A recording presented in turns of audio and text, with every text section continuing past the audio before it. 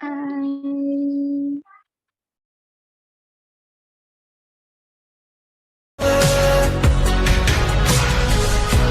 Started giving up on the word forever, until you gave up heaven so we could be together. Oh, my angel, angel, baby, angel. You're my angel, baby, baby. You're my angel, angel, baby. Oh, the sick and twisted nights that I've been waiting for you. They were wasted all alone, yeah. I just wanna live in this moment forever, 'cause I'm afraid that living couldn't get any better. Started giving up on the word forever, till you gave up heaven so we could be together. Oh, my angel, angel, baby, angel. You're my angel, baby, baby. You're my angel, angel, baby, angel, angel, baby, angel.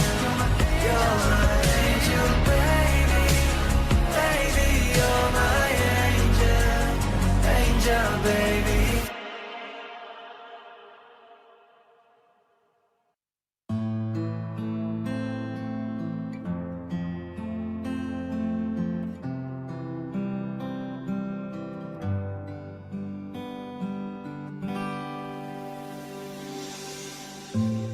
Berdiri,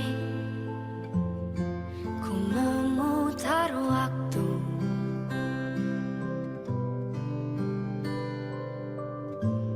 Teringat kamu yang dulu ada di sampingku setiap hari, jadi sandaran ternyaman saat ku lemah, saat ku lelah. Oh.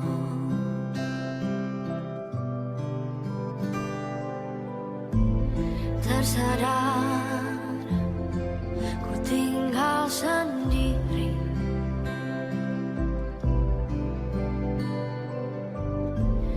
merenungi semua yang tak mungkin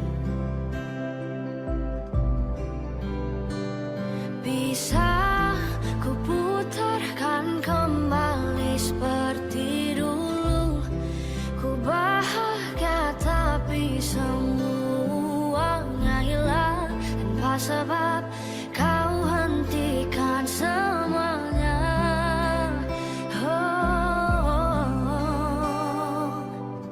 Terluka dan menangis, tapi ku terima semua keputusan yang telah kau buat. Satu yang harus kau tahu, ku menanti kau tuh kembali. Jujur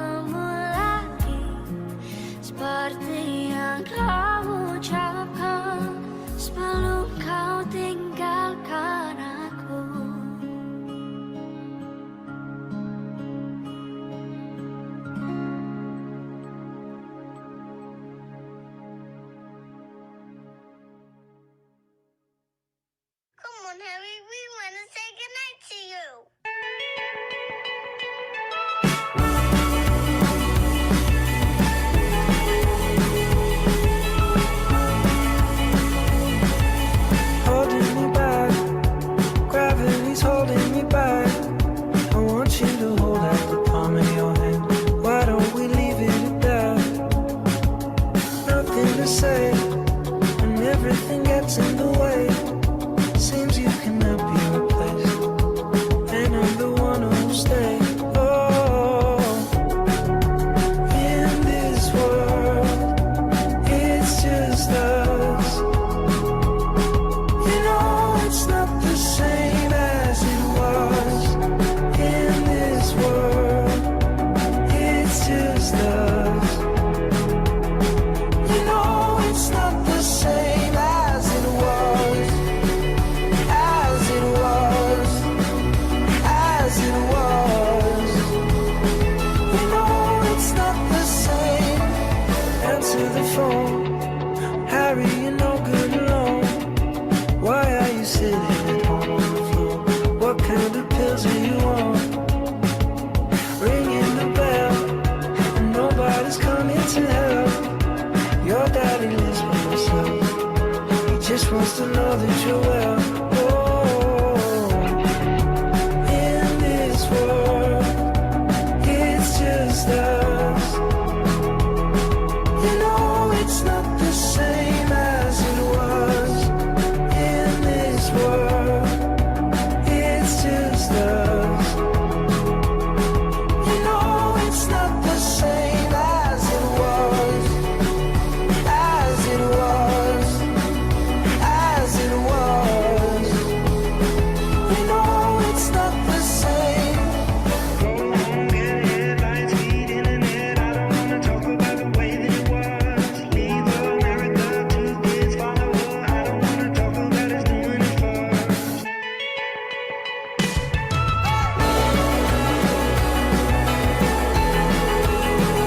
As it was. You know it's not the same as it was. As it was. As it was.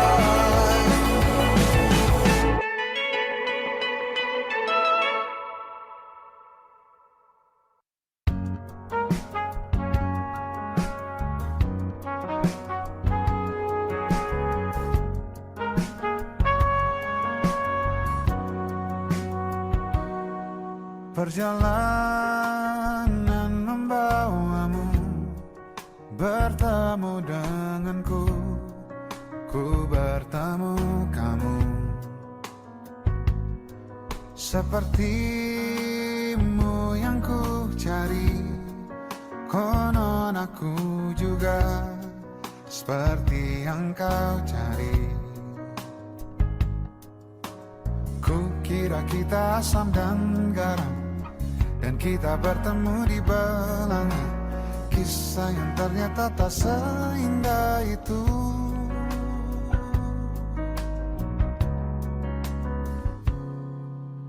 Ku kira kita akan bersama, begitu banyak yang sama, latarmu dan latarku. Ku kira takkan ada kendala, ku kira ini kan mudah kalau aku jadi kita. Kasih sayangmu membekas, redam kini sudah pijar istimewa. Entah apa maksud dunia tentang ujung cerita kita tak bersama. Semoga rindu ini menghilang, konon katanya waktu sembuhkan. Akan adakah lagi yang sepertimu? Ku kira kita akan bersama, begitu banyak yang sama, latarmu dan latarku. Ku kira takkan ada kendala, ku kira ini kan mudah kalau aku jadi kita. Kau melanjutkan perjalananmu,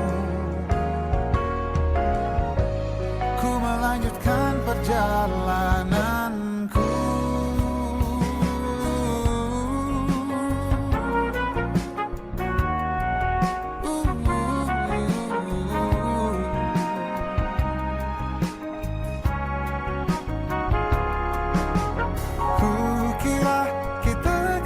bersama. Begitu banyak yang sama, latarmu dan latarku. Kukira takkan ada kendala, kukira ini kan mudah. Kau aku jadi kita, kukira kita akan bersama.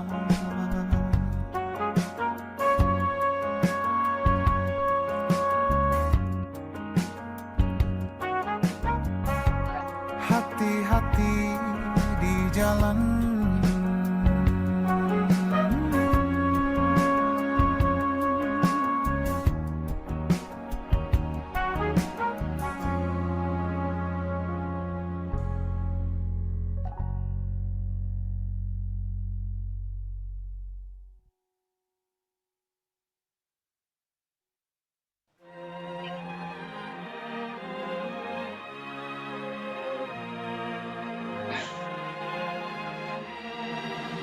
Lima hari sudah ku rindu, tak bisa ku menghubungimu.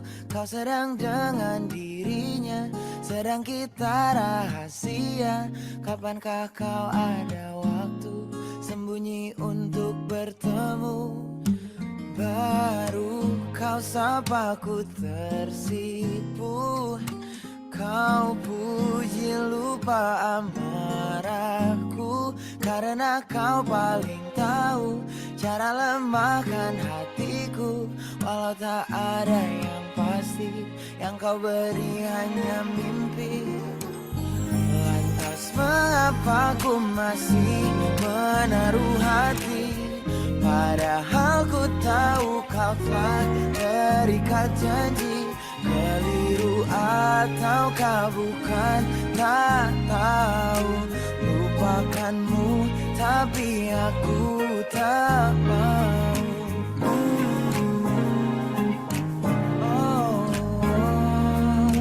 Baru kau sapa ku tersipu. Kau puji lupa amarahku, karena kau paling tahu cara lemahkan hatiku.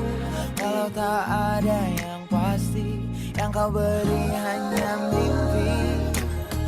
Lantas mengapa ku masih menaruh hati, padahal ku tahu kau telah terikat janji. Keliru ataukah bukan, tak tahu.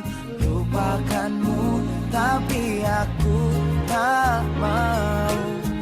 Pantaskah aku menyimpan rasa cemburu, padahal bukan aku yang memilikimu. Sanggup sampai kapankah ku tak tahu. Akankah akal sehat menyadarkanku?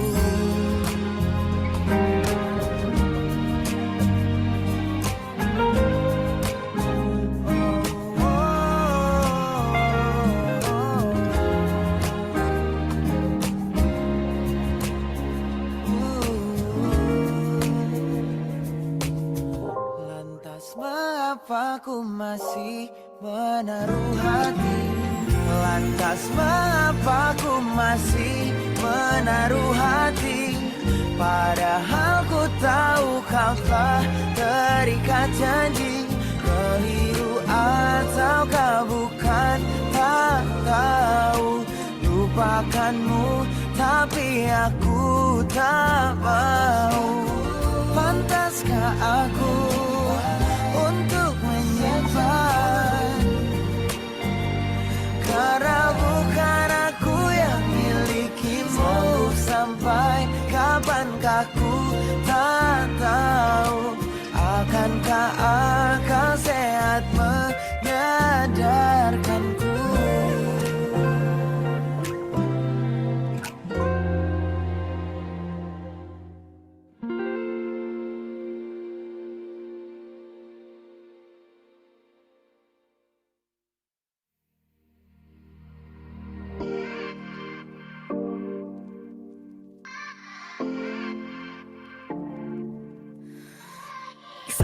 off like a firefighter. So tell me why you still get burned. You say you're not, but you're still a liar. 'Cause I'm the one that you run to first. Every time, yeah, why do you try to deny it when you show up every night and tell me that you want me, but it's complicated, so complicated. When it hurts, but it hurts so good, do you take it? Do you break it off when it hurts? But it hurts so good, can you say it? Can you say it? Your love is like your love is like it hurts so good. Your love is like it hurts so good. Every time that I swear it's over, it makes you want me even more. You pull away and I come in closer, and all we ever say is torn. Baby, I don't know why I try to deny it when you show up every night. I tell you that I want you, but it's complicated, so complicated. When it hurts, but it hurts so good, do you take it? Do you break it off when it hurts? But it hurts so good, can you say it? Can you say it? Your love is like your love is like it hurts so good. Your love is like it hurts so good. Wide awake through the daylight, will you hold me like we're running a yellow light? Reach for you with my hands tight. Are we dancing like we're burning in paradise? When it hurts, but it hurts so good, do you take it? Do you break it off when it hurts? But it hurts so good, can you say it? Can you say it? Your love is like your love is like it hurts so good. Your love is like it hurts so good.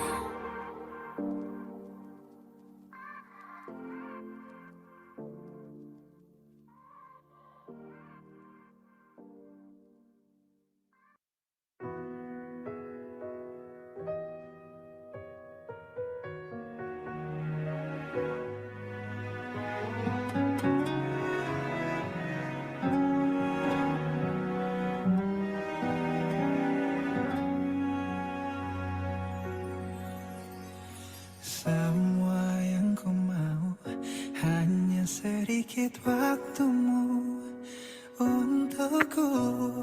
Hanya satu pesan singkat, sedang apa dirimu? Awal pertemuan kau sangat peka padaku, dan itu dulu rasa yang terlanjur dalam. Kau buatku semakin bodoh. Oh, mengapa harus kulihat kau dengan dirinya terluka tapi tak berdarah? Ajarkan aku cara untuk melupakanmu. Bila membencimu tak pernah cukup untuk hilangkan kamu. Ajarkan aku sebelum merusak ke dalam-dalamnya, sebelum aku trauma mencintai sosok yang baru lagi.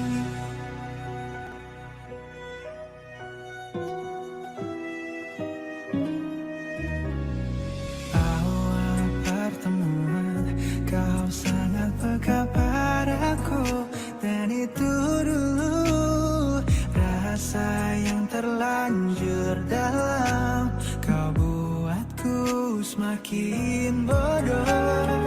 Oh, mengapa harus kulihat kau dengan dirinya terluka, tapi tak berdarah. Ajarkan aku cara untuk melupakanmu. Bila membencimu tak pernah Assalamualaikum cukup teman-teman. untuk Mohon diinfokan lagi kepada hilangkan kamu. teman-teman yang lain tingkat 2 dan tingkat 1 boleh mengikuti untuk kegiatan kuliah pakar hari ini ya. Karena narasumber kita sudah ada di room Zoom ini. Assalamualaikum Bu Ibu-ibu, Novi sudah Bapak gabung Ibu bersama semuanya. kami. Ya, Assalamualaikum. Waalaikumsalam. Baik, Ibu Alhamdulillah. izin kita akan buka dulu untuk acara hari ini ya, Bu. Ya, mangga Bu Eka, mangga. Assalamualaikum warahmatullahi wabarakatuh. Terima kasih atas kehadiran Ibu Novianti sebagai narasumber kita hari ini, dan yang kami hormati Bapak Ketua Stike Sukabumi yang hari ini telah bergabung bersama kita di room Zoom ini. Dan alhamdulillah mahasiswa tingkat 3 kami sudah bergabung juga. Nah, teman-teman, hari ini kita akan mengadakan kuliah pakar dengan narasumber kita dari Aibken Pusat. Mohon nanti teman-teman bisa menyimak untuk kegiatan hari ini. Baik, untuk acara selanjutnya yaitu sambutan yang akan disampaikan oleh Bapak Ketua Stike Sukabumi. Kepada Bapak Haji Iwan Permana dipersilakan.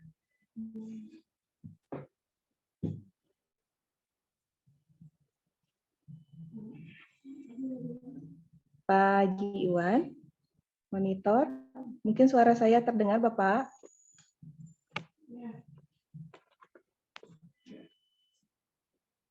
Sepertinya masih mematikan kamera. Bu Ika, coba bisa di miss call dulu, takutnya Bapaknya.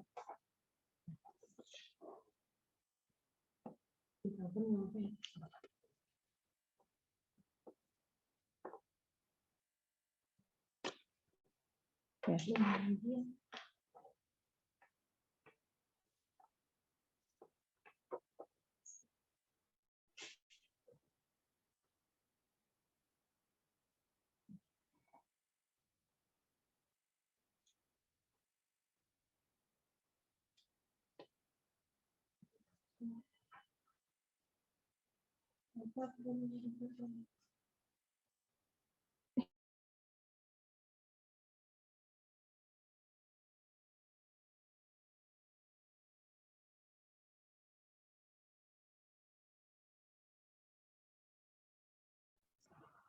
Sudah masuk.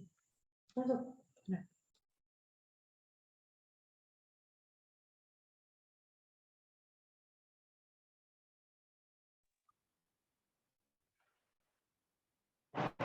Kenapa keluar juga? Sudah masuk? Baik. Ya.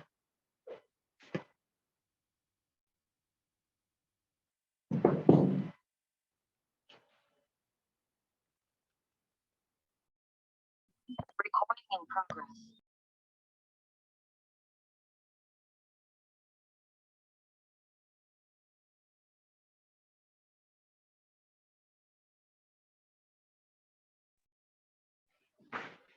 Ya, baik Ibu, sambil menunggu Bapak Ketua Stikes bergabung bersama kita, karena kalau untuk di Zoom sudah masuk, sepertinya beliau ada terkendala atau ada tamu. Kami ingatkan kembali ke ruangannya.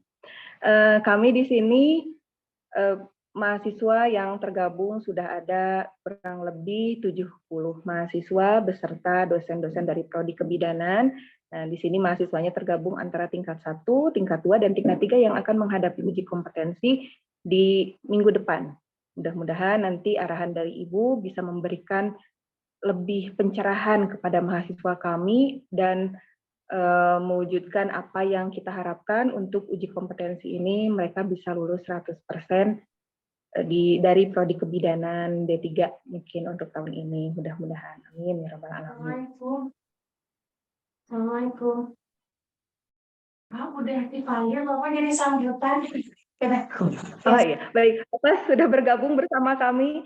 Mangga dipersilakan Bapak, di sini sudah bergabung juga narasumber dari Ibu Novianti dari AIKIN, dan beliau sudah siap untuk memberikan materi. Persilakan Bapak untuk memberikan sambutannya. Ya, Bismillahirrahmanirrahim. Assalamualaikum warahmatullahi wabarakatuh. Waalaikumsalam warahmatullahi Wabarakatuh. wabarakatuh.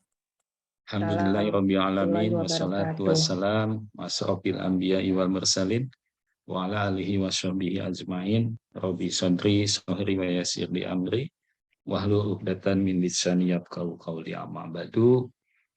Yang saya hormati narasumber kita dari AIKIN dan expert di bidang takaran ya di dalam uji kompetensi ya. Tentunya selamat datang dan mengucapkan terima kasih Ibu, dan saya ucapkan terima kasih kepada pengelola Prodi D3 Kebidanan yang telah menyelenggarakan kegiatan ini dalam rangka mensosialisasikan dan memberikan semangat motivasi kepada seluruh mahasiswa yang akan melaksanakan uji kompetensi, kalau tidak salah tadi minggu depan gitu ya. Pertama-tama kita panjatkan puji serta syukur kehadirat Allah Subhanahu wa taala yang mana di pagi hari ini kita masih diberikan nikmat iman, Islam serta kesehatan. Salawat serta salam kita curahkan kepada baginda Nabi besar Muhammad sallallahu alaihi wasallam, serta kita sebagai umat di akhir zaman mudah-mudahan mendapatkan syafaatnya dari beliau. Amin ya Allah ya rabbal alamin. Tentunya uji kompetensi ini memang yang dianggap menakutkan ya oleh para mahasiswa. Artinya lulus, tidak lulus ya. Ya, mudah-mudahan nanti dengan adanya penambahan ilmu 100% kita bisa lulus. Amin ya. Ya, tentunya kita tahu bahwa amanah aturan Permendikbud nomor 2 tahun 2020 juga telah dijelaskan bahwa uji kompetensi itu dilaksanakan sejak 2020 dengan exit exam. Nah, tentunya disikapi Bu narasumber oleh kita sudah melakukan berbagai strategi, ada pengkayaan, ya, ada TO lokal karena kita punya CBT dan kita selalu digunakan CBT di wilayah L2 Dikti 4 itu dalam rangka untuk mendukung proses persiapan uji kom. Jadi ada TO, selain TO dari AIKIN, kita juga mengadakan beberapa kali TO lokal gitu. Dan kebijakan kami juga 80% soal-soal UTS UAS itu harus berbasis vinyet gitu ya. Artinya harus sudah berbasis ke arah sana. Tapi tentunya juga hasil yang diperoleh ya alhamdulillah tahun kemarin itu di atas 90% kalau tidak salah ya. Semua prodi di atas 90% rata-rata. Memang harapan 100%, baik harapan lembaga atau harapan mahasiswa ya 100% untuk mencapai cakupan indikator kinerja utama ya. Lulusan mahasiswa yang berapa persen dan lain sebagainya gitu, dan di daya serap lulusan karena harus ada STR dan harus dilalui dengan uji kompetensi. Nah, dari lembaga kami juga memberikan semangat kepada teman-teman mahasiswa, tidak cukup hanya belajar di kampus, tapi belajarlah dengan mandiri karena waktu 24 jam itu banyak ya luang gitu ya. Dibandingkan ya mohon maaf daripada medsosnya TikTok-an lain sebagainya ya Bu. Lebih baik lebih baik cari informasi ya melalui media-media berkaitan dengan proses kasus ya di kebidanan ataupun tentang uji kompetensi, soal-soal uji kompetensi hanya untuk sebagai sarana latihan lah gitu. Nah, harapannya mungkin dari Bu narasumber jadi memberikan semangat atau trik gitu ya, bagaimana bisa mengisi soal gitu ya dan lain sebagainya ya kepada seluruh mahasiswa kami dan juga mendorong kepada para pengelola mungkin kalau ada trik-trik strategi lain di luar yang sudah kita kerjakan ya mohon memberikan apa strategi-strategi gitu ya agar kita bisa melakukan strategi-strategi yang lain dan yang lebih baik. Tentunya itu saja mungkin Bu Eka ya. Sekali lagi terima kasih pada Bu narasumber dari AIPKIN dan teman-teman dari pengelola. Dan yang terakhir tetap semangat seluruh mahasiswa. Ya, kami selalu mendorong dan mendoakan selalu mudah-mudahan tahun ini ataupun minggu depan pustaker lulus 100%. Amin ya Allah ya Rabbal Alamin. Itu saja mungkin yang perlu saya sampaikan. Mohon maaf saya tidak bisa mengikuti izin karena ada tamu gitu ya. Itu saja akhir kata wabillahi taufiq wal hidayah. Wassalamualaikum warahmatullahi wabarakatuh. Izin lip ya, izin lip Bu narasumber. Ya Pak silakan. Iwan, makasih Pak Ya. Iwan. Ya. Ternuhun ya. Baik, terima kasih kepada Bapak Haji Iwan Permana yang telah memberikan sambutan dan arahan kepada kita semua untuk acara hari ini maupun kegiatan kita ke depannya untuk uji kompetensi. Teman-teman semua dan Ibu narasumber, sebelum kita mulai langsung kepada pemaparan materi dari Ibu Novianti sebagai narasumber kita hari ini, izinkan saya untuk membacakan CV dari narasumber kita hari ini. Dengan nama lengkap, Ibu Dr. Novianti SST, Magister Kebidanan, Magister Hukum Kesehatan, dan alamat rumahnya berada di Cimahi, Bandung, Jawa Barat. Selanjutnya, jabatan beliau saat ini sebagai Koordinator AIPKIN Wilayah Jawa Barat, dan beliau juga sebagai PJS Wakil Dekan 2 Fitkes Unjani di tahun ini. Selanjutnya, untuk pendidikan beliau di S2-nya di UNPAD, selanjutnya di Universitas Songija Pranata, dan yang terakhir S3-nya di Universitas Brawijaya Malang. Selanjutnya beliau melewati beberapa pelatihan yang sangat banyak, dan di antaranya beliau sebagai pelatih asesor IPT, dan beliau sebagai asesor kompetensi yang diselenggarakan oleh MTKP dan BNSP. Untuk organisasi, beliau sebagai anggota IBI, AIPKIN, dan BAN PT, serta sebagai asesor di Lampetekes. Baik, tanpa menunggu lama, mungkin untuk CV dari Ibu Novi, karena kalau saya bacakan, Bu, takutnya terlalu panjang. Mohon izin, saya membacakan hanya ringkasannya saja, Ibu, untuk CV-nya. Baik, untuk selanjutnya kami persilahkan kepada Ibu Novianti untuk memaparkan materi tentang kiat-kiat sukses dalam kita menghadapi uji kompetensi. Waktu dan tempat kami persilahkan Ibu, dan nanti kita lanjut dengan diskusi tanya-jawab. Mangga Ibu dipersilahkan.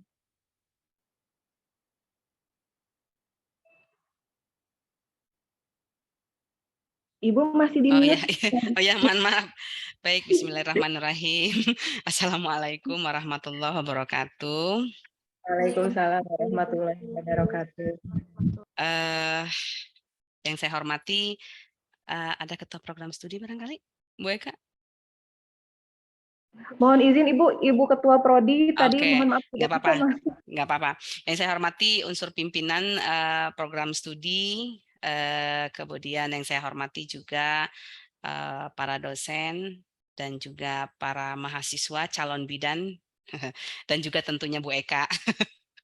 Ya, yang saya sayangi Bu Eka Fauzia. Ya.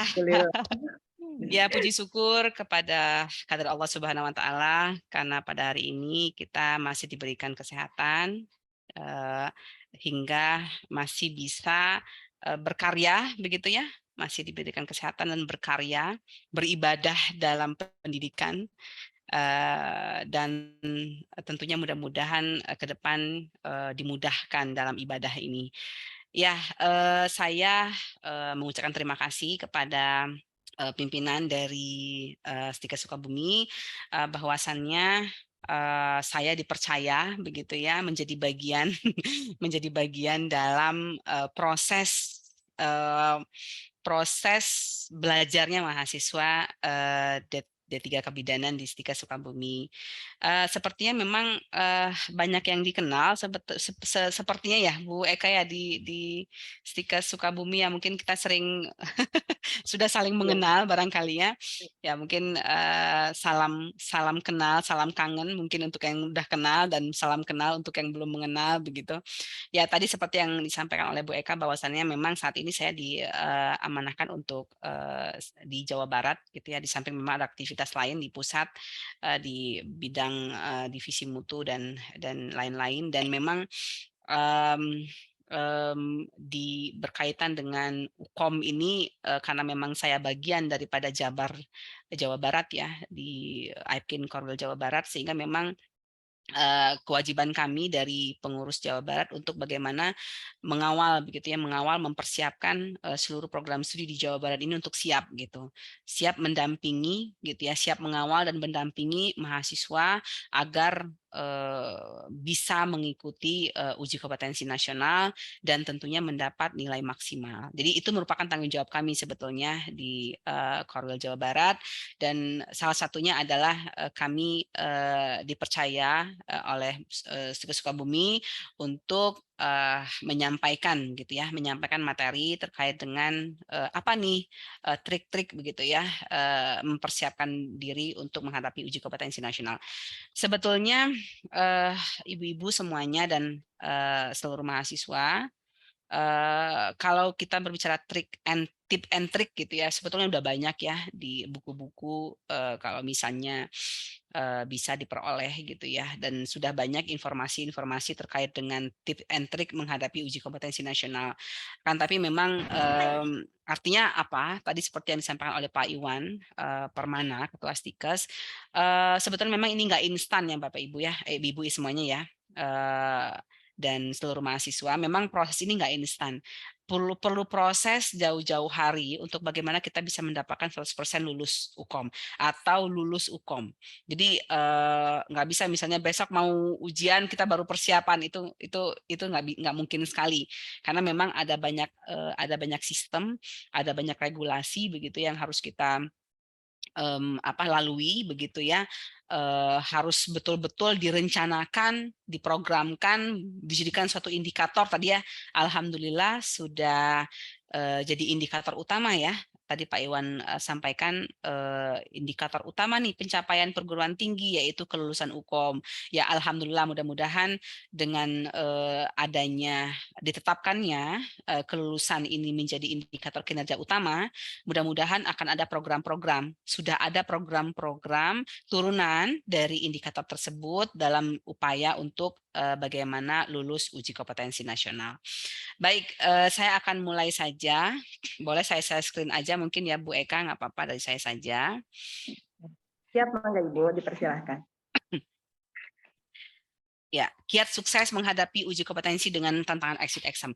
Jadi pada kuliah pakar, kalau berbicara pakar, aduh saya juga nggak enak nih Bu Eka nih, gitu ya. Cuman mungkin ini ya, saya sih nggak merasa pakar sebetulnya Bu, tetapi orang menjadi bagian ya. Saya adalah bagian dari kesuksesan begitu ya, kesuksesan UKOM, kesuksesan juga UKOM di prodi kami. Kebetulan kami di Unjani, di Fitkas Unjani, kalau D3 kita udah A, dan memang betul sekali kelulusan UKOM ini menjadi support butir ya, support butir untuk menuju unggul gitu ya, karena memang poinnya besar sekali gitu, dan alhamdulillah memang di kami juga sangat concern dengan hal ini.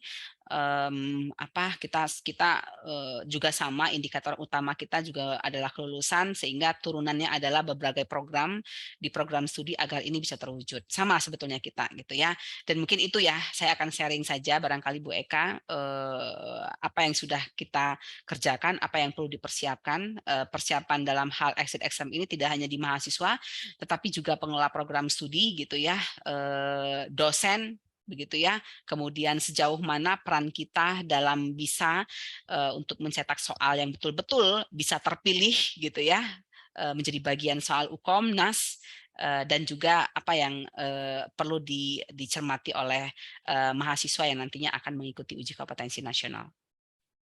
Ada 3 hal, regulasi, kurikulum, dan juga tips sukses yang nanti akan saya sampaikan. Pertama terkait regulasi.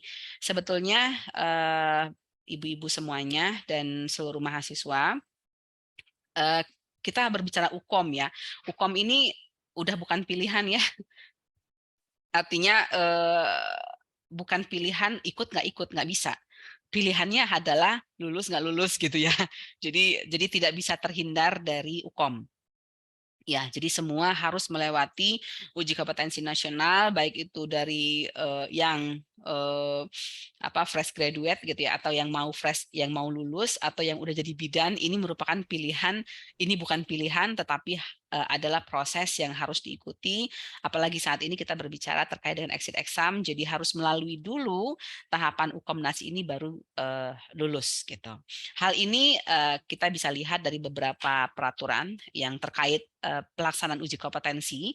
Pertama tentang tenaga kesehatan, bisa tadi dijelaskan bahwasannya kalau ingin dikatakan nakes gitu kan ya, kalau ingin disebut sebagai tenaga kesehatan, kalau ingin bergabung di komunitas tenaga kesehatan, maka harus ada uji kompetensi nasional gitu ya. Jadi harus ada sertifikat ya, sertifikat atau STR begitu ya, tanda registrasi, di mana tanda registrasi itu diperoleh dari kita mengikuti uji kompetensi nasional. Kemudian di Penelitian Dikti juga mengatakan tentang adanya evaluasi ya, evaluasi terkait dengan kompetensi lulusan.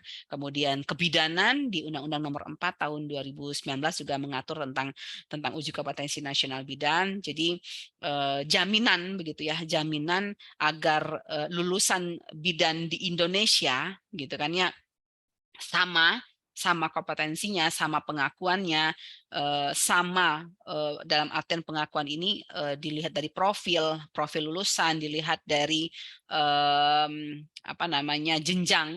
jenjang pendidikan gitu ya. Itu melalui salah satunya adalah dengan UKOM ini gitu ya. Meskipun nanti ke depan akan ada OSCE ya, ibu-ibu, ini juga harus dipersiapkan ini OSCE ya. Jadi ini bukan lagi isu tetapi memang yang harus kita hadapi. Jadi dari sekarang kita harus sudah berpikir nih apa yang harus kita persiapkan untuk mensukseskan tidak hanya UKOM tapi juga OSCE. Salah satunya adalah mungkin dengan kita harus punya OSCE Center di institusi masing-masing gitu kan ya. Kemudian kita mulai mendesain kurikulum agar metode pembelajaran, metode evaluasi atau assessment itu menjawab untuk keterlaksanaan OSCE gitu.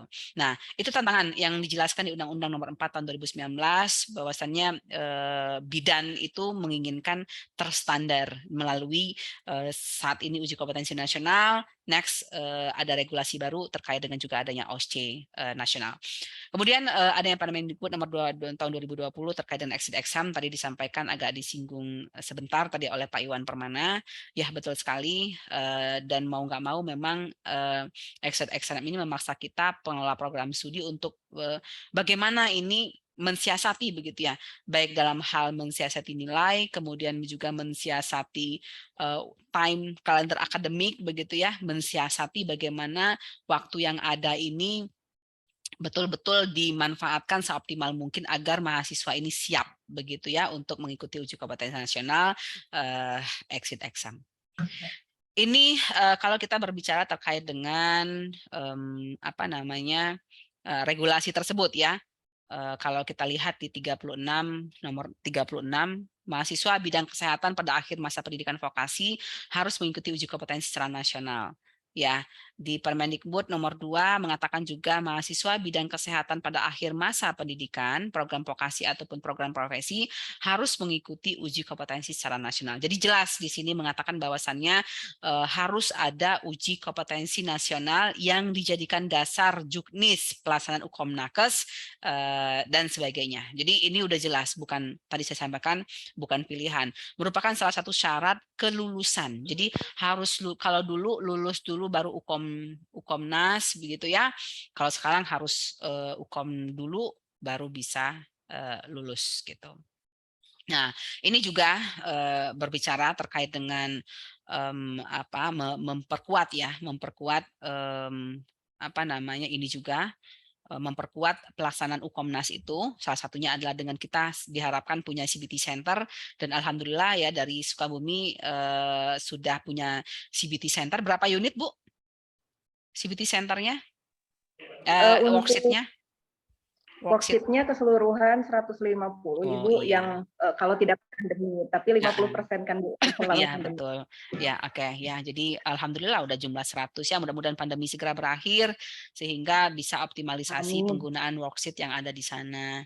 Kemudian ini juga ada pelanggaran dan sanksi, bahwasannya diatur sedemikian ketat begitu ya, agar memang betul-betul mahasiswa yang ikut uji Ukom Nakes ini betul-betul yang belum lulus begitu ya, dan dijadikan dasar untuk lulus gitu. Itu regulasinya yang harus diketahui, dan memang akhirnya mendesak kita pengelola program studi untuk bagaimana nih mensukseskan Ukom Nakes gitu. Selanjutnya, ketika tadi saya sampaikan adanya kebijakan regulasi yang mengatur tentang Ukom Nakes, kemudian tentunya akan berdampak kepada institusi pendidikan. Salah satunya adalah prodi. Prodi bagaimana ya kurikulum gitu ya. Nah, kalau kita lihat landasan hukum pengembangan kurikulum ya di sini, bagaimana keterkaitan dengan lulusan begitu ya. Kita tahu kurikulum program studi ini, bagaimana kita menyusun ini adalah sesuai dengan learning outcome ya, learning outcome atau kompetensi lulusan begitu.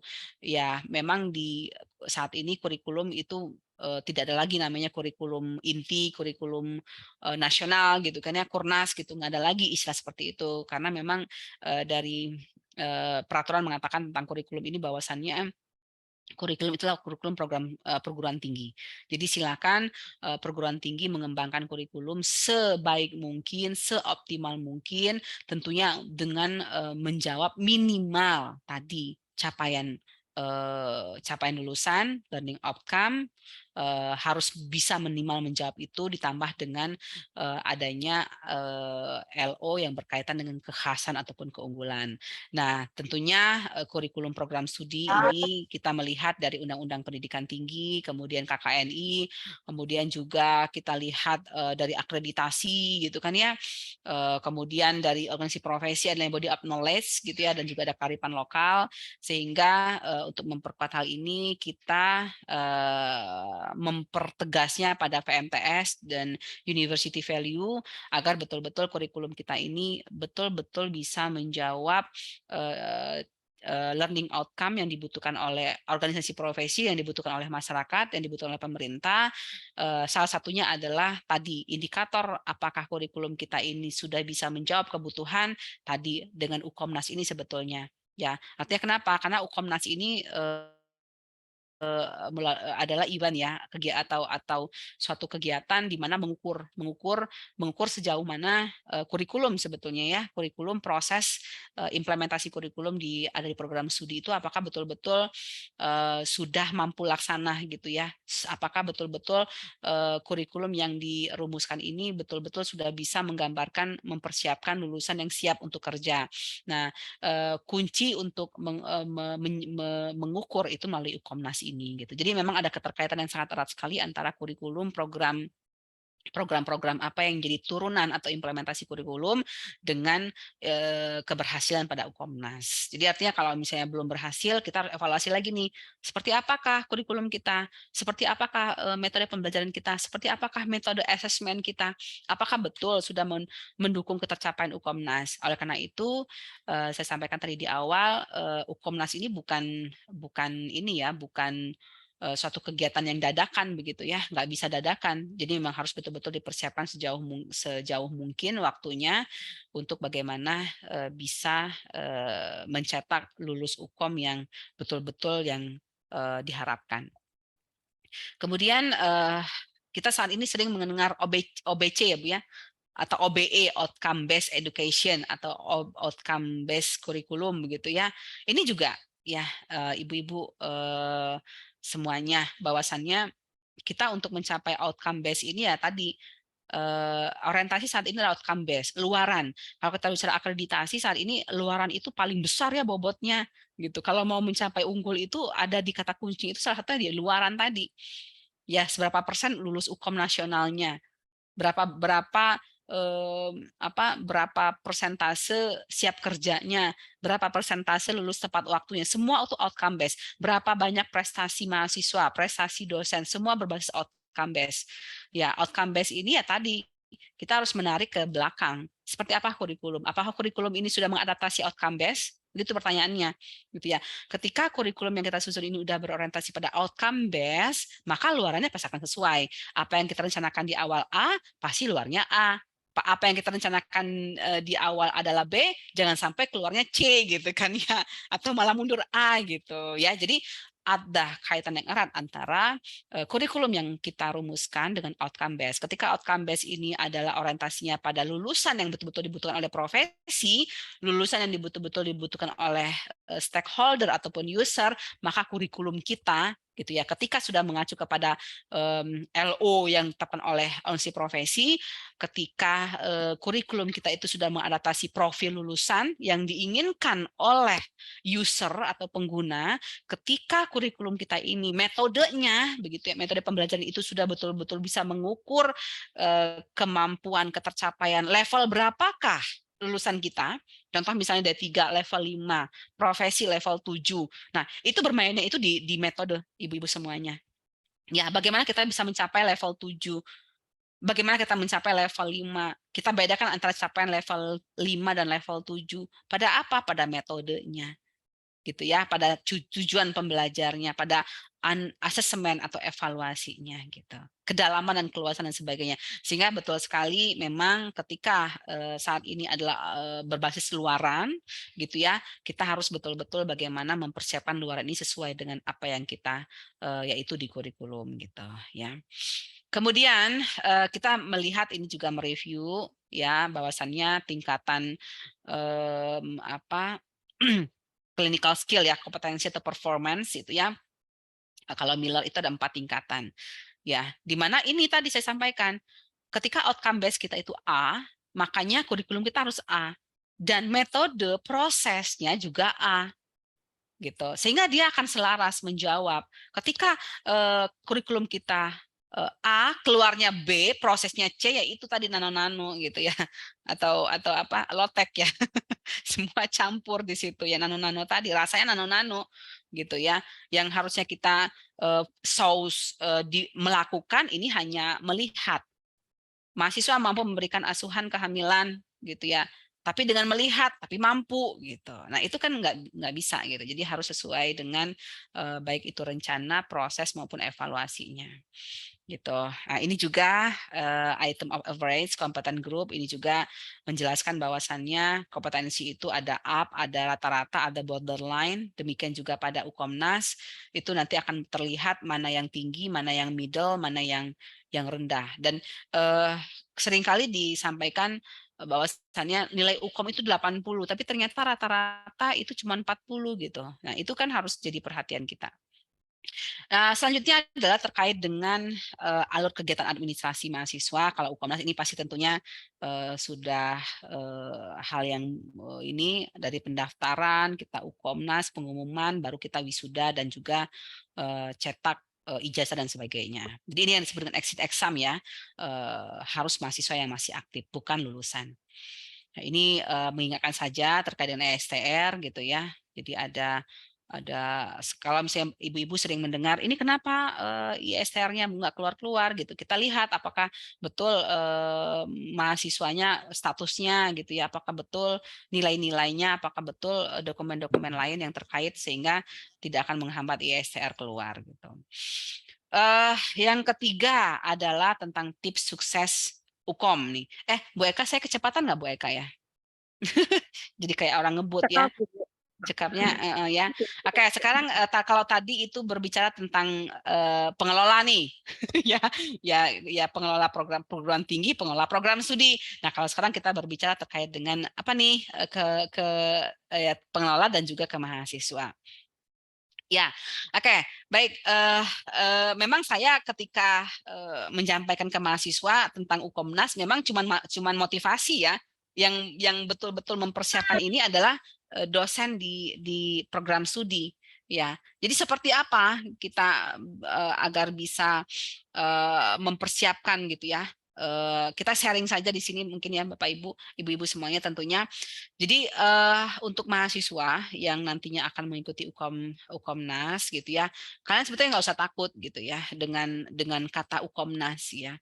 Ya, malah ini harus dihadapi. Kenapa? Karena kita ingin menjadi lulusan nih, ya kan nggak mau jadi mahasiswa mahasiswa abadi kan nggak mau gitu kan ya.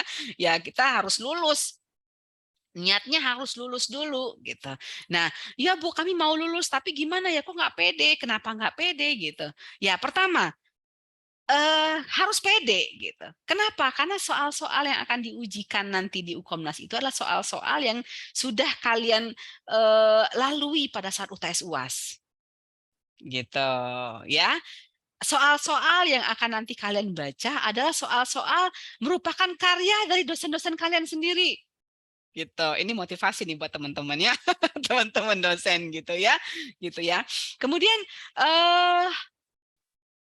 soal-soal yang nantinya akan dibaca pada saat nanti ujian, soal-soal yang tadi yang sudah kalian lewati di semester 3, semester 4, semester 5, semester 6 gitu ya.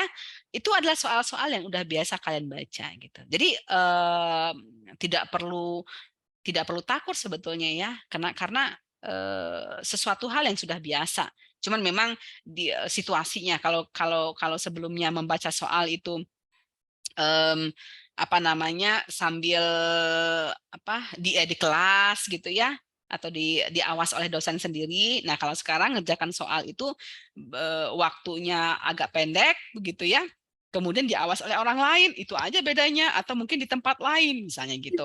Bedanya itu aja. Tetapi sebetulnya yakin pasti bisa. Kenapa? Karena soal-soal yang diujikan atau yang dibaca itu adalah soal-soal yang sudah kalian baca ketika di UTS UAS gitu. Apakah betul begitu ya? Kembali gitu ya. Kebenarannya itu kembali ditanyakan kepada pengelola program studi gitu ya. Apakah sejauh mana peran program studi, peran institusi dalam mencetak soal yang disetorkan atau yang direview tingkat institusi, tingkat prodi, yang disetorkan atau direview tingkat regional, tentunya yang kita setorkan dari Jabar ke pusat gitu.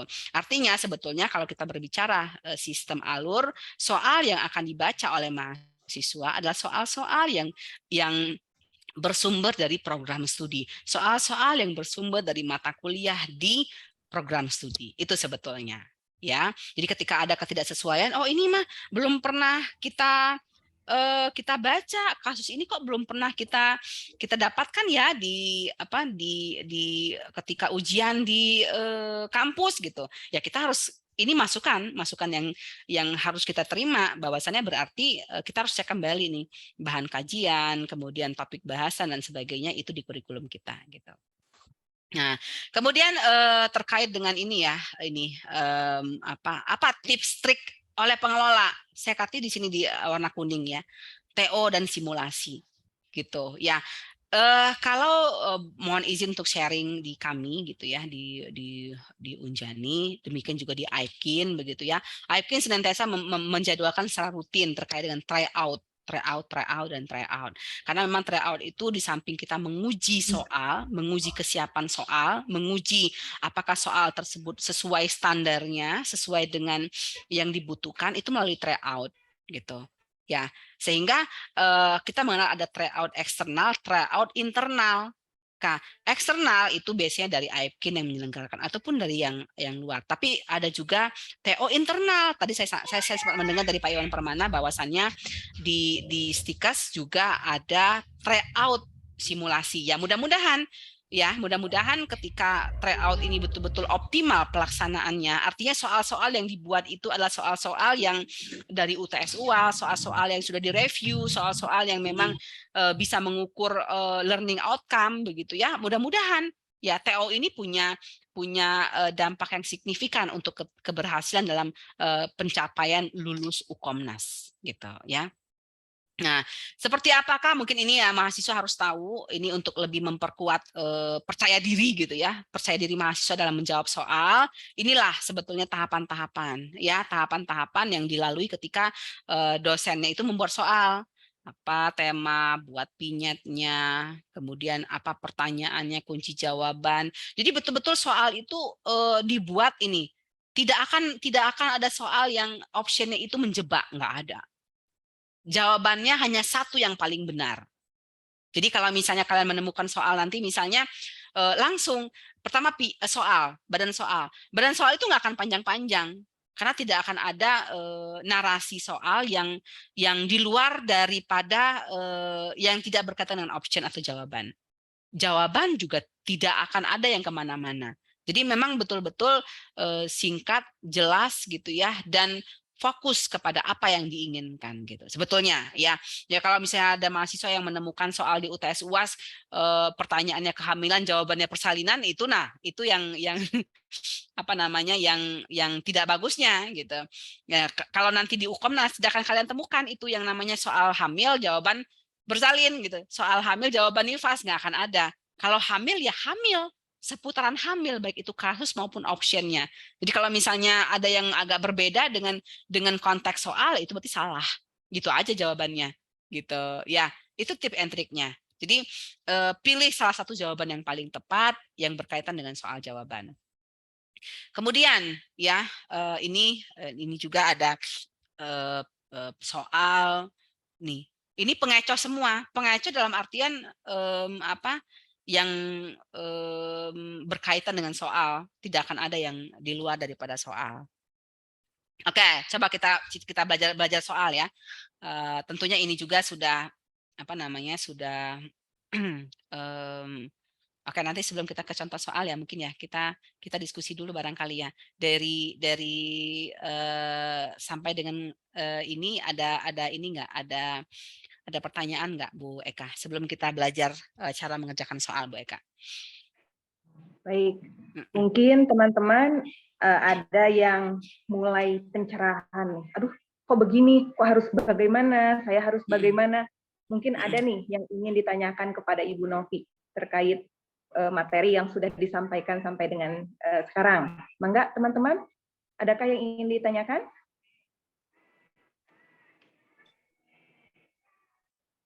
Ada teman-teman mahasiswa? Cukup sepertinya jelas Bu pengen ya. digabung, ya pengen digabung di akhir sepertinya Bu supaya enak. Di akhir. Oke, baik, coba ya. Coba kita ini ya. Contoh soal nih. Harapannya yang menjawab soal adalah ini ya sebetulnya. Kita nggak menjawab soal sebetulnya. Kita mencoba untuk menelaah soal dan kunci jawaban. Contoh misalnya ini seorang perempuan 23 tahun melahirkan anak pertamanya di PMB.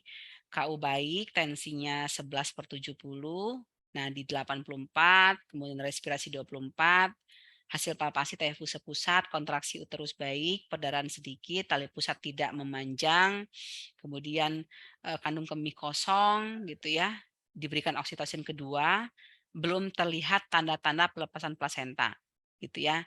Bagaimanakah tindakan bidan yang tepat untuk kasus di atas? Pengennya ini ya ada yang menjawab sebetulnya salah satu dari mahasiswa nih Bu Eka. Ayo siapa yang bisa menjawab barangkali? Ini apakah? Ya teman-teman, ada yang bisa menjawab nih? Atau bisa dipanggil aja ya Bu ya? Destri ini ada Destri. Coba sama Destri. Oh Destri. Boleh nih Des. Ya silakan Desri. Apa nih kira-kira Des? Sebentar Bu.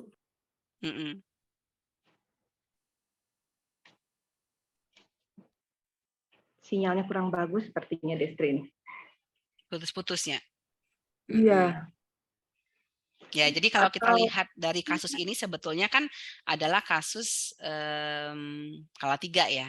Kala 3 kita lihat nih. Kondisinya semua bagus, oksitosin 2 udah diberikan. Gitu kan ya? Di sini aja kata kuncinya, betul nggak? Apa nih? gitu ya. Gitu langsung apa nih kata kuncinya di sini, manual plasenta kah? Begitu ya? Gitu. Jadi nggak usah membaca soal seorang perempuan 23 tahun, wah ngabisin waktu. Ya, scanning aja. Ini apa nih kondisinya? Oh iya, ini ibu nih kala 3, tensi semua bagus, kondisi semua bagus. Oh, tali pusatnya oke, berarti dia masih belum keluar, oksitosin sudah diberikan. Ya udah, langsung gitu. Jadi gitu triknya. Jangan membaca soal kata demi kata, itu memakan waktu. Tapi baca apa nih yang menjadi key point pada soal tersebut? Ya, apa yang menjadi key point soal tersebut dan langsung dijawab gitu ya. Nih, yang kedua misalnya ya. Yang kedua, nih kita lihat kalau membaca udah butuh waktu 5 menit nih seorang perempuan gitu ya G4 itu ya. Apa namanya G4 P21 30 minggu datang ke rumah sakit, keluhan nyeri hebat, anis jatuh, ada bercak darah, kurang aktif bergerak, gitu kan ya. Ada riwayat hipertensi, tensinya tinggi, nadi gitu kan ya. DJJ 60 gitu. Apa nih kemungkinan masalah? Oh, kita lihat nih. Oh iya, dia hamil. Dia hamil. 30 minggu, nggak mungkin abortus. Misalnya gitu kan ya. Oke, kemudian oh dia jatuh nih. Dia jatuh. Gitu kan ya. Dia jatuh, apakah ini preeklamsi? Kita nggak melihat ininya, tapi melihatkan ke ini pucat perut raba keras ini gitu ya. Jadi kata kuncinya yang dibaca. Jadi jangan per kalimat yang dibaca gitu. Nah, yang ketiga ini ya terkait dengan tentang etik. Ini juga sama, nggak perlu dibaca kata demi kata perempuan 27 tahun gitu ya, 26 minggu. Ya, ini kita lihat data-data yang ini. Aspek etik apakah yang terapkan pada kasus tersebut? Autonomi kah, beneficence kah, fidelity ya. Jadi kita harus tahu definisi. Ini biasanya bahasa apa yang berkaitan dengan etik. Oke, baik. Jadi peran tentunya peran peran dari pengelola program studi tentunya ini bukan instan. Ini adalah sebentar ya Bu Eka, saya ini sebentar minum sebentar.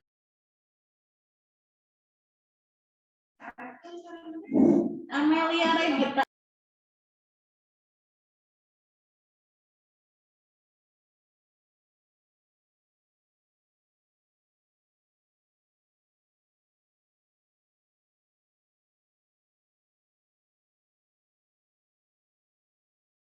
Baik, ada kata-kata motivasi nih, motivasi. Jadi pertama kita jadi seringkali ya kalau ada ini hasil penelitian ya, hasil penelitian yang mengatakan bahwasannya kita punya saraf BDNP namanya ya, di mana BDNP ini ketika tertekan ya, maka memori kita di masa lalu ya, memori kita itu tidak akan keluar.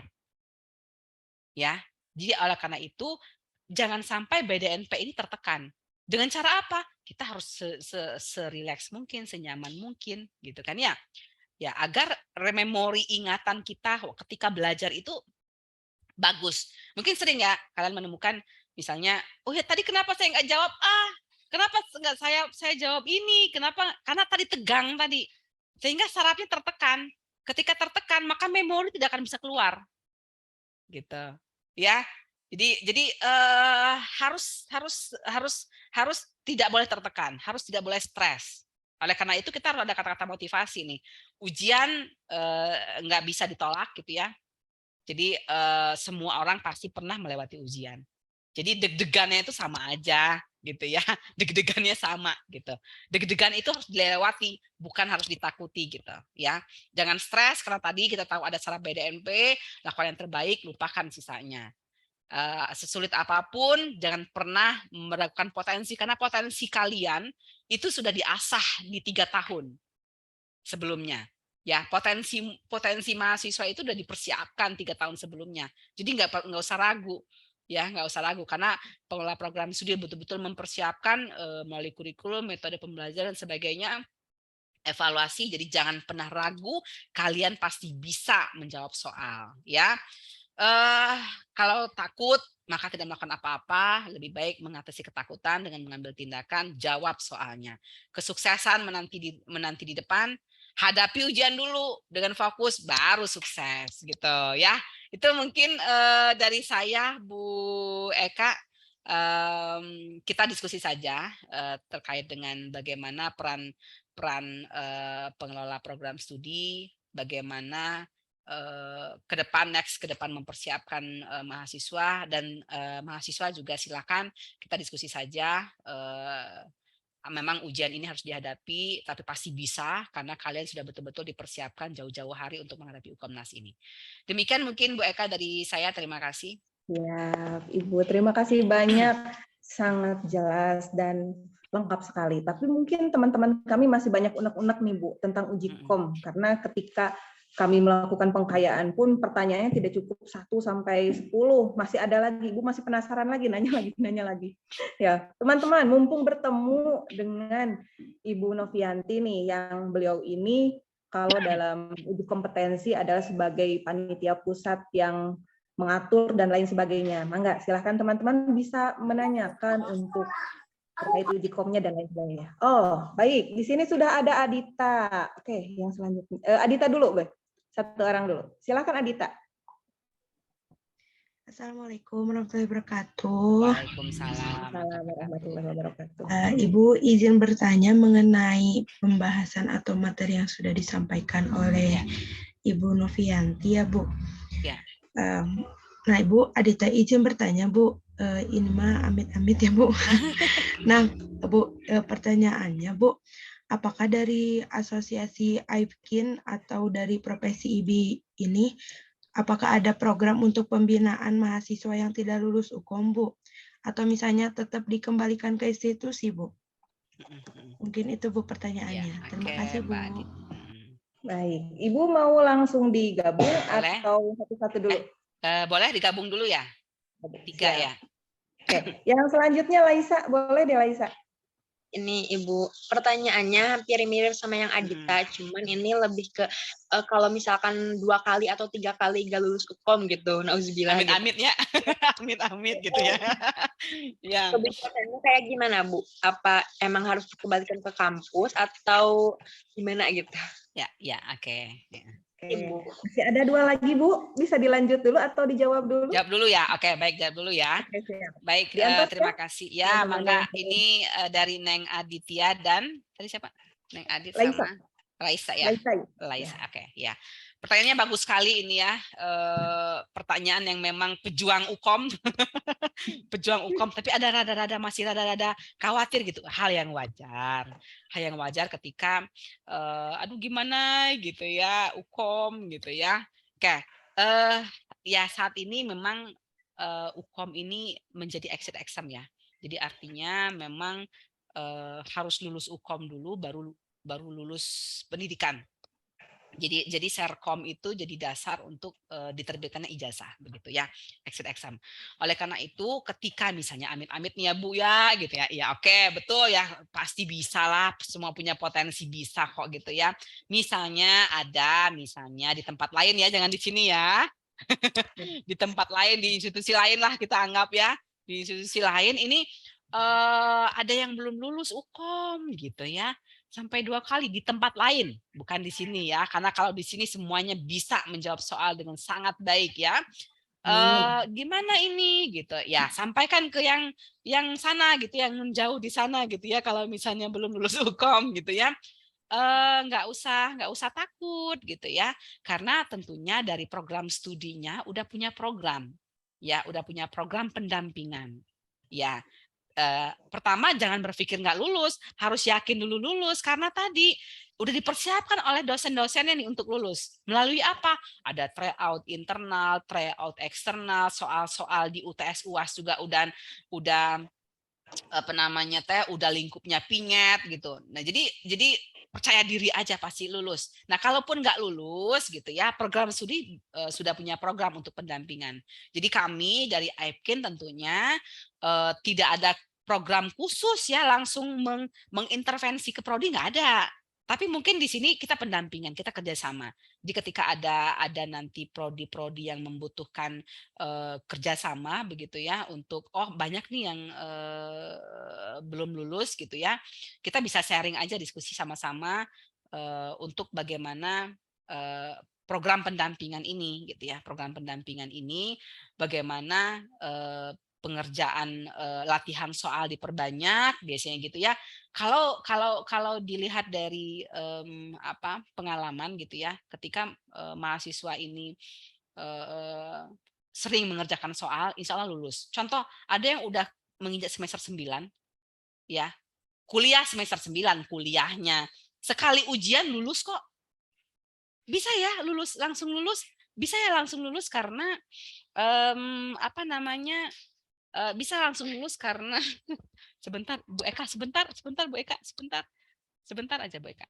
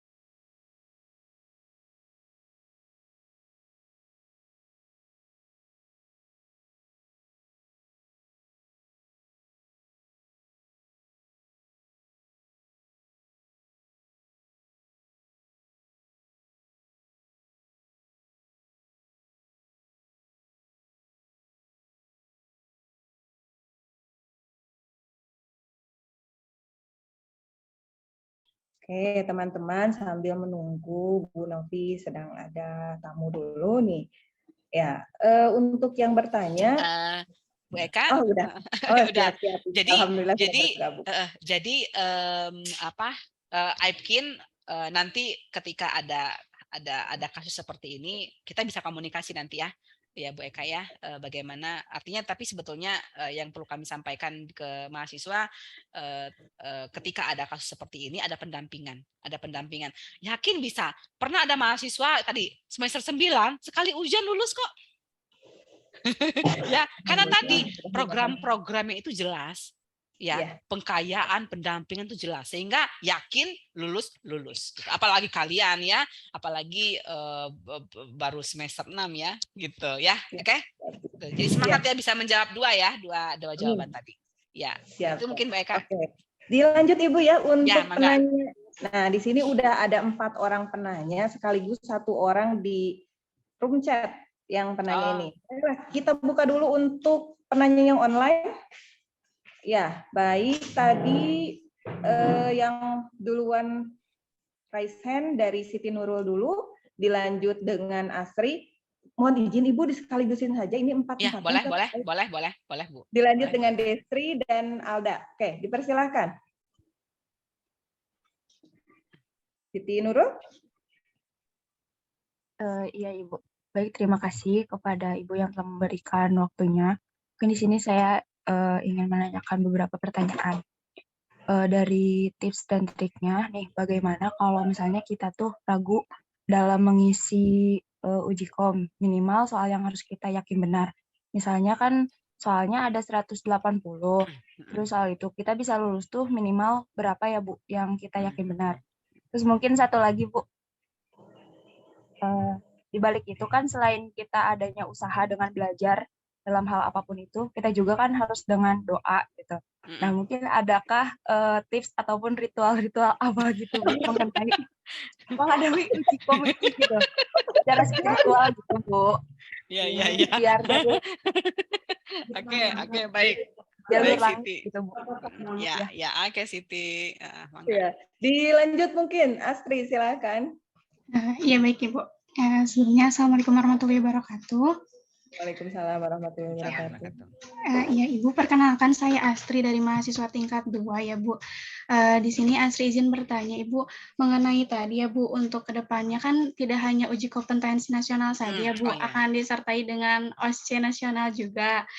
Nah Ibu, untuk OSCE nasional itu berlaku untuk D3 kebidanan saja, apakah profesi ataupun keduanya? Kemudian mekanismenya itu seperti apa ya Bu untuk OSCE nasional tersebut? Ya, terima kasih Bu. Baik, oke. Dilanjut Destri, dipersilahkan. Sinyalnya udah bagus Destri. Ya, Assalamualaikum warahmatullahi wabarakatuh. Waalaikumsalam. Silakan Destri. Sebelumnya Ibu, punten tidak bisa mengaktifkan kameranya. Ya. Soalnya ini kalau diaktifin kameranya suka keluar gitu Bu. Ya. Ya. Perkenalkan saya Destri, mahasiswa tingkat akhir yang insya Allah ya akan melaksanakan uji kom gitu Bu. Nah, Destri izin bertanya Bu mengenai soal-soal yang biasanya muncul di dalam uji kom. Nah, jadi untuk soal-soalnya itu biasanya itu mengacu pada teori atau yang dari kita praktikan selama di lahan gitu Bu. Soalnya gitu kita sering menemukan soal yang memang agak membingungkan Bu. Jadi salah satu soalnya gini Bu, mengenai yang bayi baru lahir yang usia 6 jam gitu Bu. Jadi dengan riwayat bayi tersebut itu sudah diberikan FITKA Bu. Jadi di pertanyaannya tindakan apakah yang dilakukan pada kasus tersebut gitu, tindakan selanjutnya apakah yang dilakukan pada kasus tersebut. Untuk optionnya ada imunisasi HB0 dan memandikan bayi Bu. Nah jadi jikalau kita menurut teori dalam bayi baru lahir 1 jam itu setelah diberikan FITKA itu diberikan HB0 ya Bu. Nah jadi untuk sementara di kasus pada bayi tersebut itu hanya diberikan FITKA saja Bu. Dan menurut teori juga saat bayi usia 6 jam itu sudah boleh dimandikan. Nah, sedangkan yang kita ditemukan di lahan rata-rata kita praktik di puskesmas ya Bu. Jadi pemberian HB0 itu dilakukan setelah bayinya dimandikan Bu. Nah Bu, jadi kita sering terkecoh Bu mengenai apakah kita harus menjawab soal tersebut itu sesuai teori atau sesuai yang kita praktikan di lahan Bu. Sementara yang untuk di optionnya kita yang dari teori ada gitu Bu, yang dari praktik juga ada gitu Bu. Terima kasih Bu. Ya. Oke, bagus Destri. Makasih. Baik, dilanjut Alda, silahkan. Alda.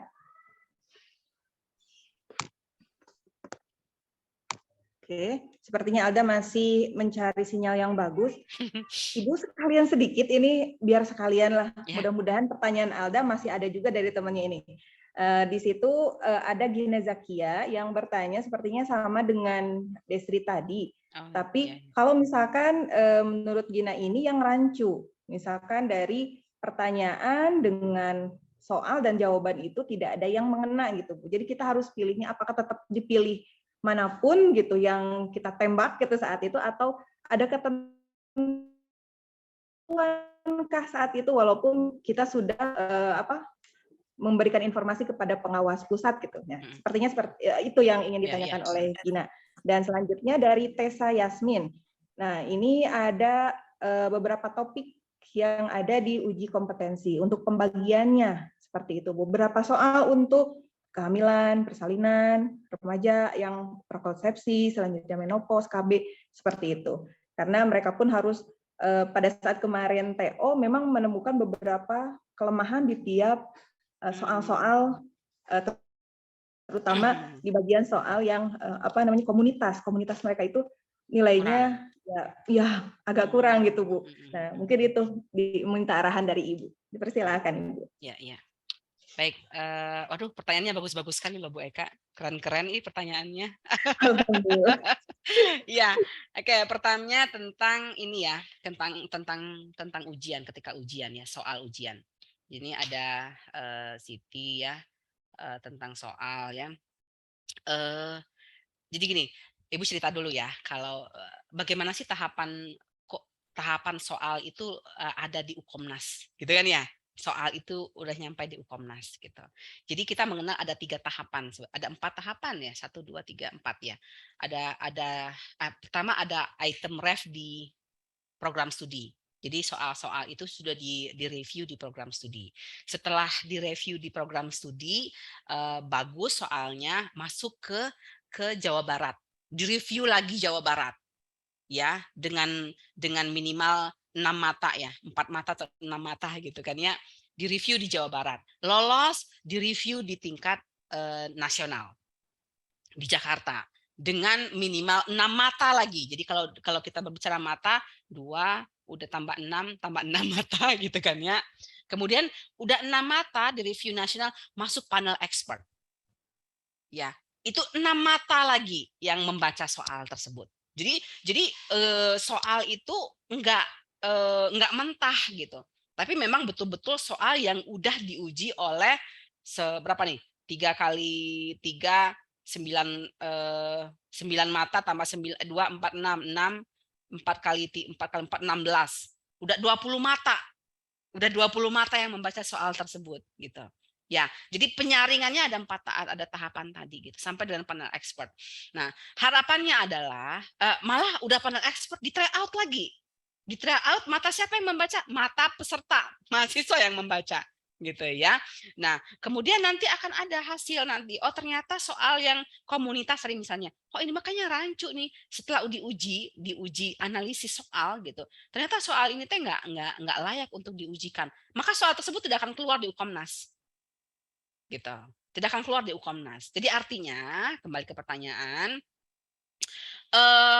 ketika sudah masuk kepada time atau waktunya jadwalnya Ukomnas, biasanya tidak akan menemukan lagi jawaban-jawaban yang rancu karena tadi ya sudah melewati sangat banyak tahapan gitu. Sudah dianalisis dan diuji betul-betul soal tersebut memang soal yang sangat baik. Soal yang memang siap untuk diuji gitu. Ya. Jadi tidak ada jawaban yang membingungkan karena syarat untuk soal yang baik itu adalah tadi tidak membingungkan. Distraktornya tidak membingungkan. Tidak ada jawaban yang sama, tidak ada jawaban yang mengarah kepada yang paling benar, nggak ada. Jadi memang betul-betul sudah dipersiapkan, dianalisis sebaik mungkin gitu ya. Dan ketika menjawab soal tidak ada misalnya jawaban soal salah pengurangan nilai nggak ada ya. Jadi jawab aja soal itu.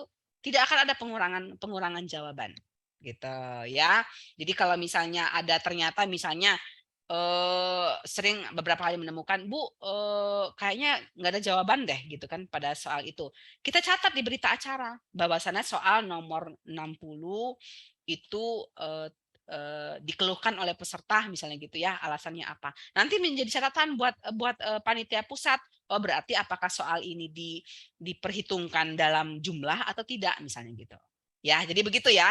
Jadi artinya kalau melihat tahapan-tahapan yang sedemikian panjangnya, jawaban rancu yang kalian temukan pada TO internal dan TO eksternal itu tidak akan ditemukan di Ukomnas. Gitu ya, itu yang pertama ya. Yang kedua, tidak akan ada pengurangan nilai. Jadi silakan dijawab. Yang ketiga, ketika menemukan ternyata oh rasanya feelnya oh kayaknya masih rancu juga jawabannya, sampaikan ke pengawasnya sehingga soal tersebut menjadi catatan untuk ditelaah lebih lanjut oleh panitia pusat. Begitu ya. Nah, kemudian apa nih doa Bu gitu kan ya, apakah harus ada yang menjaga lilin gitu ya? Ya intinya apakah harus ada yang menjaga lilin supaya bisa menjawab soal gitu kan ya. Tadi Ibu sampaikan sebetulnya secara fisiologi tubuh kita itu tadi ada syaraf ya BDNP tadi itu, di mana ketika kita kurang tidur, ketika kita cemas, ketika kita lelah, ketika kita capek, memori pelajaran yang kita dapat dulu itu nggak akan keluar. Jadi tipsnya apa? Sebelum Ukomnas apa? Tidur yang nyenyak. Harus tidur yang nyenyak, nggak boleh begadang. Karena kalau begadang ngantuk, lemas, lelah, letih, lesu, ya nggak makan, nggak minum, udah itu menekan saraf tadi. Sehingga ingatan kita, bacaan kita kemarin, bacaan 2 hari yang lalu, ya evaluasi kita 3 tahun yang lalu itu nggak akan keluar. Stimulannya nggak ada. Jadi belajar jauh-jauh hari, jangan ketika malam mau Ukomnas.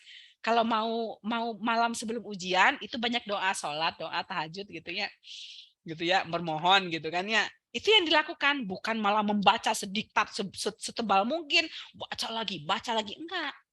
Malah itu membuat sarafnya tertekan sehingga nggak akan bisa keluar remind ingatan-ingatan kita masa lalu itu nggak akan keluar, sehingga sering menemukan mungkin situ ya, oh iya kenapa saya nggak menjawab tadi itu ya, kenapa tadi nggak menjawab itu ya gitu, karena tadi ada rasa tertekan tadi gitu ya, tertekan tadi itu gitu ya, itu ya Sit ya Mbak Siti.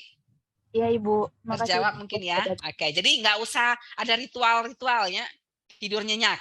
Oke, jam 9 tidur nyenyak, jam 10 tidur nyenyak, bangun pagi, jangan lupa sholat gitu kan ya, sarapan gitu ya, minum susu gitu ya, energinya harus full charge gitu ya, supaya ketika menjawab soal itu bisa optimal ya, dan yakin aja, harus yakin ya, kita harus yakin mampu menjawab soal. Nah itu ya, gitu ya. Oke ya. Kemudian Astri nih, dari Astri, Ukomnas, Ujian Nasional. Oh ya, OSCE tadi ya, sempat tadi saya menyinggung tentang OSCE. OSCE ini sudah masuk ke dalam salah satu penilaian akreditasi. Artinya memang tinggal menunggu regulasi. Ya, dan memang informasinya tahun ini mah belum. Selamat ya. Selamat buat Anda yang lulus di tahun ini tidak melalui OSCE nasional. Tahun depan apakah ada ya, kita tunggu regulasinya. Ketika ada peraturan pemerintah tadi ya terkait dengan OSCE, karena apa? Karena sudah ada toolsnya sudah ada, tinggal menunggu regulasi ataupun kebijakan dari pusat gitu ya. Jalan gitu ya. Jadi nanti seperti apakah OSCE ini ya, mungkin dari Stikes Sukabumi udah berjalan belum Bu Eka, OSCE-nya Bu Eka? Sudah Ibu, setiap Sudah, ujian ya? praktek kita melakukan OSCE, hanya mungkin setelah nanti loka karya kita akan sempurnakan lagi menyesuaikan dengan ya. Baik, ya alhamdulillah sudah berjalan berarti OSCE-nya. Tinggal standarisasinya berarti ya Bu Eka ya. Tinggal standarisasinya. Karena kalau saya kadang-kadang suka ke beberapa institusi ya, ketika APT ataupun ataupun program studi ya, akreditasi program studi, kita udah OSCE kok gitu ya. Tetapi pas ketika dilihat sarplasnya, ruangannya itu nggak full, nggak sampai atas. Gitu kan ya. Kemudian nggak ada pintu. Kemudian itu dari sarpras ya, dari sarpras. Kita belum melihat bentuk soal. Soalnya seperti apa? Kan ada tata cara membuat soal yang harus direview. Gitu ya. Kemudian betul nggak dengan soal seperti itu bisa terjawab dalam waktu 10 menit. Kan gitu kan ya. Gitu ya. Jadi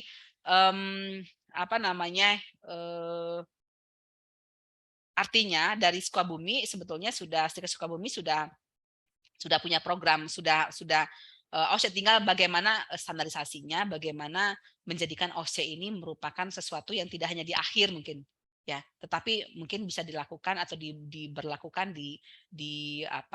setelah PKK mungkin ya, gitu kan ya. Karena kalau ada kadang-kadang ada yang mengenal uji mata kuliah gitu ya, semua kompetensi. Kalau OSCE kan tidak gitu kan ya, artinya kan di satu periode itu bisa beberapa kompetensi yang berbeda. Tidak semua kompetensi diuji, tapi kita bermain di kasus gitu. Dan D3 apakah D3 ada? Di D3 pun juga ada gitu. Jadi bisa kita nunggu regulasi saja, kita nunggu aturan saja. Ketika misalnya memang sudah ada aturannya, ya siap. Nggak ada pilihan kayak UKOM ini, nggak ada pilihan. Berarti harus siap UKOM CBT, UKOMNAS harus siap UKOM OSCE gitu ya. Mekanisme seperti apa? Sama seperti ujian OSCE di kampus ya. Jadi nanti malah akan lebih ini lagi persiapannya. Kalau misalnya contoh pasien standar ya mahasiswa gitu kan ya. Ya kalau sebetulnya kalau melihat ke OSCE yang sebenarnya ini yang menjadi pasien standar ini bukan mahasiswa yang kemarin ditunjuk ya, tapi betul-betul yang dia bisa bermain peran di situ. Ada yang kalau dari keilmuan lain itu orang seni peran itu loh yang diminta menjadi pasien standar. Jadi kalau nangis ya nangis betulan, kalau teriak ya teriak betulan. Jadi bagaimana kita bidan ini bisa mengatur, bisa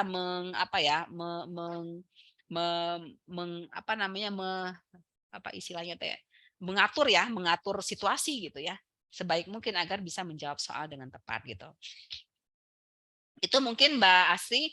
Untuk Mbak Destri nih, soal yang muncul ya memang seringkali kita menemukan perbedaan antara teori sama ketika kita dapat materi di kampus dengan materi di lapangan. Artinya soal-soal sebetulnya yang dirumuskan itu adalah soal-soal yang berbasis teori, bukan berbasis pengalaman, bukan berbasis empiris ya, atau pengalaman kalau kemarin seperti ini gitu ya, tapi berdasarkan teori. Artinya teori yang kita pakai.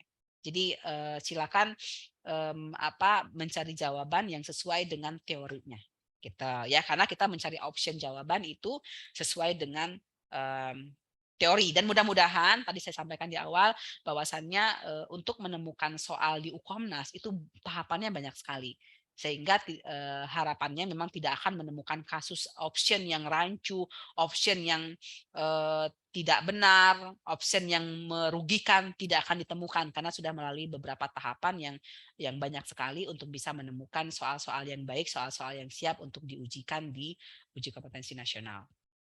Itu mungkin juga udah bisa menjawab pertanyaan Mbak Gina. Nah, Mbak Tessa nih ya, bagaimana sih buku soal itu dibuat? Itu pertanyaannya ya. Jadi buku soal itu dibuat memang ada ketentuannya. Contoh memang harus mewakili, kita mengenal blueprint ya, blueprint uji kompetensi nasional. Nah di blueprint itu biasanya sudah ada persentase, misalnya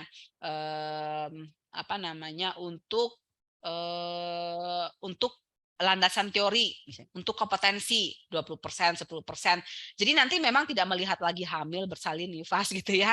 Tetapi memang tidak hanya melihat itu, tapi melihat kepada blueprintnya. Berapa banyak, tetapi blueprint itu semua harus terpenuhi sesuai dengan persentasenya.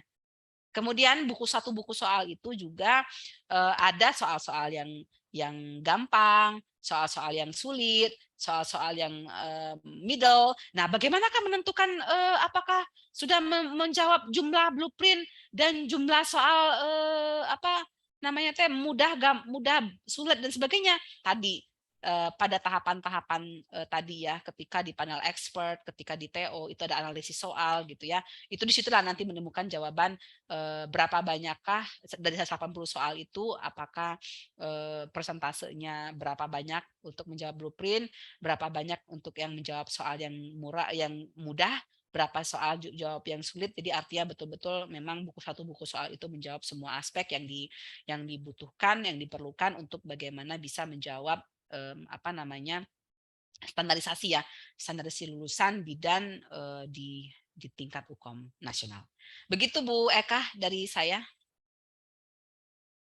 Oke, baik Ibu, alhamdulillah sudah banyak, sangat jelas. Mungkin teman-teman juga masih ada unek-unek nih. Banyak juga yang unek-unek untuk uji kom ini karena disebut baru lama, tapi untuk teman-teman ini mereka akan menemukan ini adalah hal baru untuk uji kompetensi karena kita menghadapi exit exam ini yang dimana mereka pada saat di akhir masa studi itu menjadi kalau kita mah di institusi nangga induk beberumna gitu Bu, kumaha iya baru daktek Iya. Seperti itu.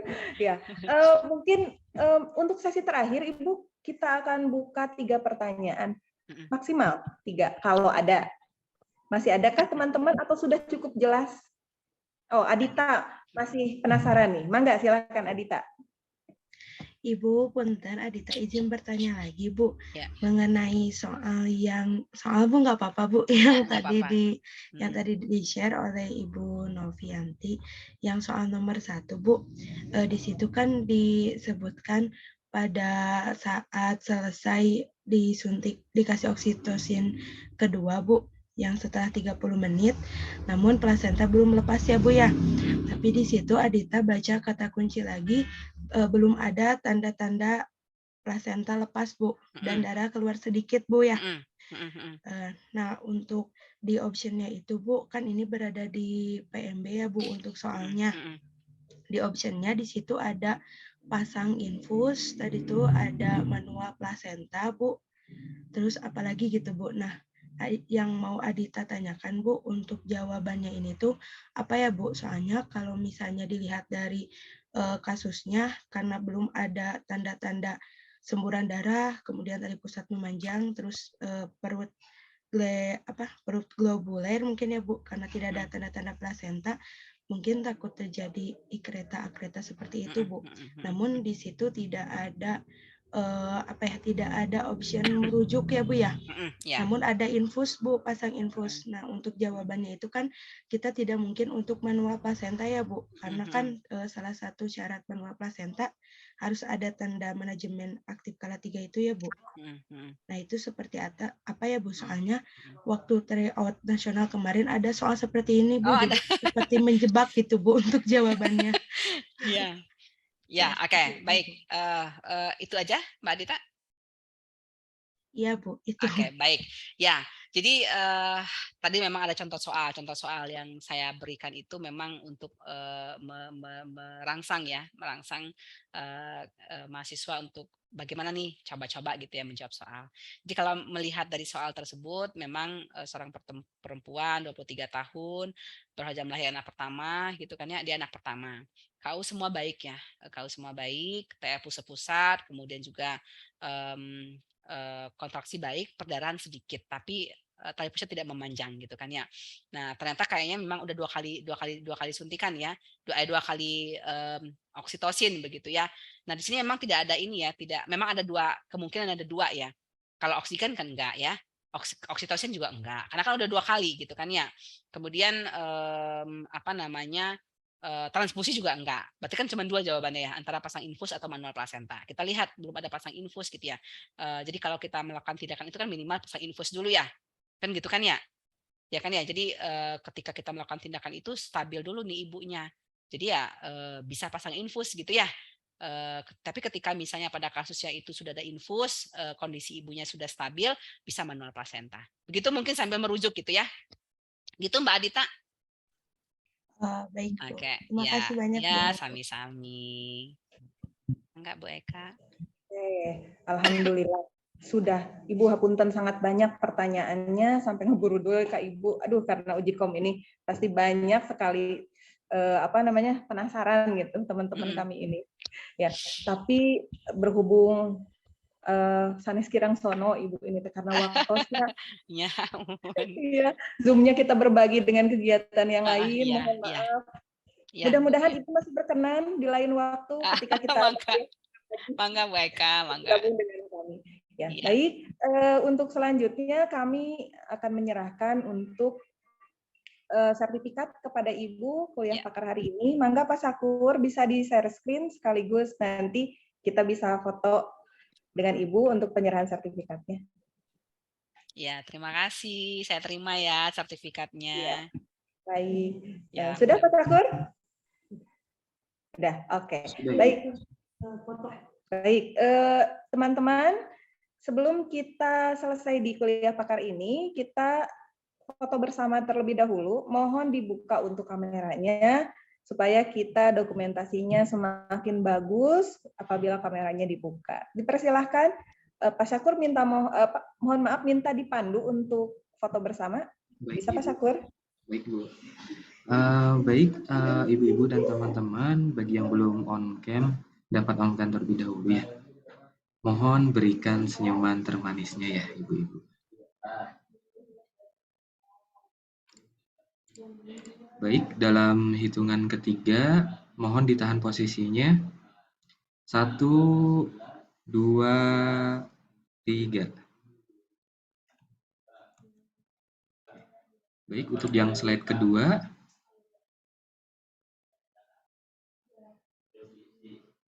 silakan bisa di on cam terlebih dahulu ya, teman-teman. Baik, dalam hitungan ketiga, 1, 2, 3. Baik, terima kasih sudah, Bu.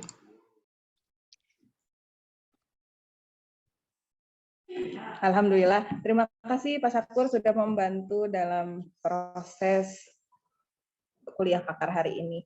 Dan terima kasih juga yang sangat banyak kepada narasumber kita Ibu Novianti yang telah bersedia meluangkan waktu memberikan ilmu yang sangat bermanfaat untuk teman-teman kami di Prodi Kebidanan, dan mudah-mudahan untuk kedepannya kita dapat lagi materi yang lebih menakjubkan dari Bu Novi untuk materi kuliah pakar yang selanjutnya.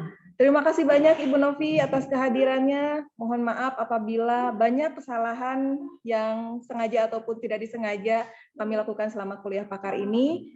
Dan mohon izin kami tutup untuk kegiatan kuliah pakar ini. Saya tutup. Assalamualaikum warahmatullahi wabarakatuh. Waalaikumsalam warahmatullahi wabarakatuh. Baik, untuk Bu Eka dan ibu-ibu semuanya dan tentunya mahasiswa, terima kasih. Mudah-mudahan bisa bermanfaat dan yakin pasti bisa ya, pasti bisa ya. Oke, mohon izin live ya Bu Eka. Assalamualaikum warahmatullahi wabarakatuh. Ditunggu Ibu Mai nanti ke Sukabumi ya. Ya, siap. Ya, izin live. Ya, bangga Ibu.